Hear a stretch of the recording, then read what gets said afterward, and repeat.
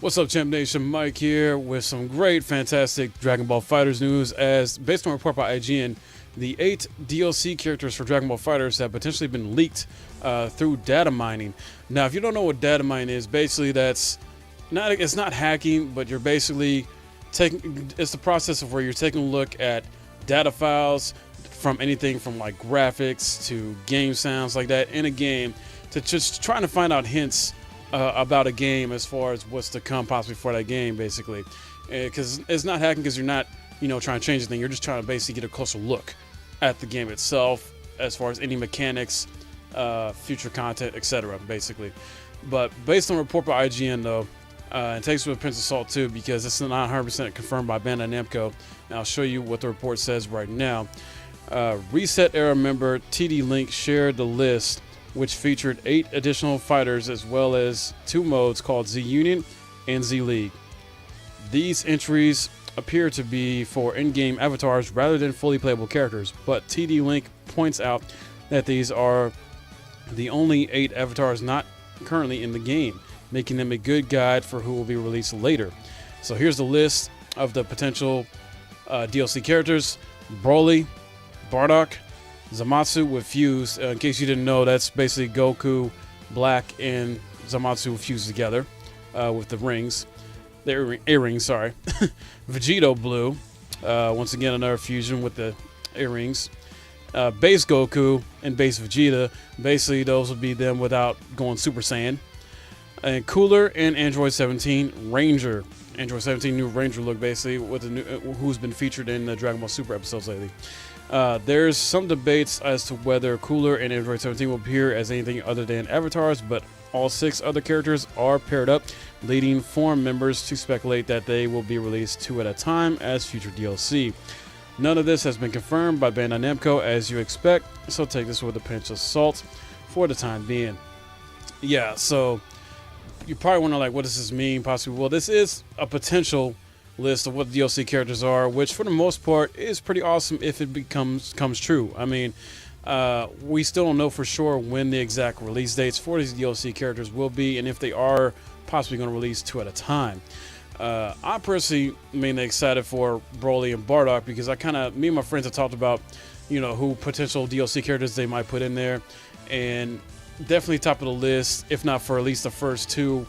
We've always talked about, well, they'll probably most likely put Broly in there first, and Bardock possibly as well, just because they're just such popular characters. In case you don't know, Bardock is the father of Goku, and Broly is just a sort of a weird version or altered version of a Super Saiyan that it was so pissed off at Goku because apparently as a baby he was crying too much or whatever, and Broly has always hated Goku because of that, or at least that's one storyline that they go with. And it's very cool if this is true. They add Zamasu fuse, Vegeta Blue fuse, which would be great. My gripe pretty much is mainly with base Goku and base Vegeta. Reason being is because we already have 2 versions of these characters in the game already, with Super Saiyan Goku and Super Saiyan Vegeta, sorry. And then we got the Super Saiyan Blue versions as well of both characters. If you pre-order the game, you got them as the pre-order DLC. If you did not pre-order the game, you can still unlock them through in-game currency, or you can pay real money to unlock them.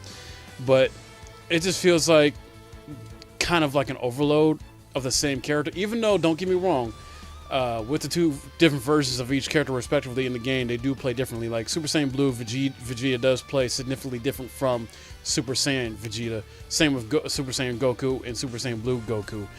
So they do play significantly different enough to where they do feel like different characters when it comes to game mechanics. But I do just feel like it's sort of an overload of characters where you're just using the same characters, where you could probably fit other characters in their slots. Like my number 1 pick for from Super Dragon Ball Super would be Jiren. Let's put Jiren in there instead, and then maybe Toppo, or no, maybe not even Toppo. I'll take that back. Khalifa, with Kale as like an assist type character, kind of how Android 18 set up with 17, basically. And then you could have Khalifa, her level 3 could be basically her and Kale fusing together like they did in the anime, and just become overpowered real quick for a short time, basically. or at least that could be one of the level 3s she has. Kind of similar to how you have, you know, Frieza, where one of his level 3s is he becomes Golden Frieza for a short, limited time. And his other level 3 is basically where he gets all buff, muscled up, and just smashes you down, basically. So I feel like those kind of might be more, even though I know there's a lot of fans out there that would love a base Vegeta and love a base Goku, I think there's still a lot of fans, maybe even more so, that would love Jiren and then Khalifa with a Kale type assist character, similar to how Android 18 is set up in the game. I don't know. This is not definite. This is not, you know, set in stone, so this could change.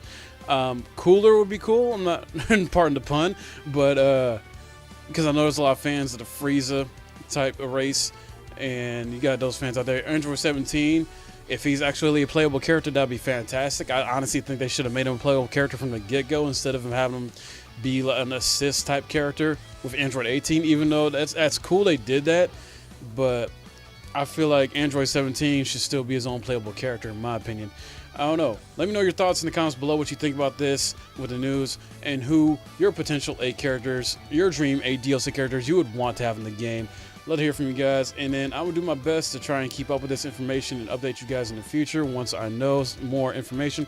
And stay tuned for my Dragon Ball FighterZ character breakdowns, combos, and tip videos that are coming soon. I'm working hard. I've only been posting up the walkthrough, basically, of the story mode so far, and haven't done any like online play just because I've been really going into practice mode and just trying to learn all these characters, because I want to make sure I do tip videos for each character respectively to help you guys out, beginners as well as to potentially, you know, those hardcore tournament players as well too, because there might be stuff maybe either you need to be reminded of or you just didn't even know about. So stay tuned for that. Thanks a ton for watching as always, Champ Nation. I appreciate all your support. Keep it up with liking and sharing my content and giving me feedback. If you're new and enjoy this, please subscribe as well. I'll see you next time.